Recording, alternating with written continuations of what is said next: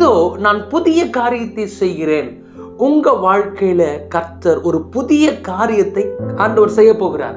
உங்க எதிர்கால வாழ்க்கையில, உங்களுடைய குடும்ப வாழ்க்கையில, உங்க வேலையில, உங்க திருமண காரியத்துல கர்த்தர் ஒரு புதிய காரியத்தை செய்ய போகிறார். விசுவாசிக்கிறீங்களா? ஒருவேளை அற்புதத்துக்காக நீங்க நிறைய நாளா காத்திருக்கலாம், சோர்ந்து போயிருக்கலாம், அவமானப்படுத்தப்பட்ட சூழ்நிலையை நீங்கள் பார்த்து கொண்டிருக்கலாம். கர்த்தர் உங்களை பார்த்து சொல்றாரு, உங்க லைஃப்ல ஒரு புதிய ஸ்டார்ட் அப், உங்க ஊழியத்துல ஒரு புதிய துவக்கத்தை நான் கொடுக்க போகிறேன். அதற்கு நாம் என்னங்க செய்யணும்? 18ஆம் வசனத்தை பாருங்களேன். முந்தினவைகளை நினைக்க வேண்டாம், பூர்வமானவைகளை சிந்திக்க வேண்டாம். அவ்வளவுதான். புதிய காரியத்தை செய்யணும்னா நாம பழச மறக்கணும்.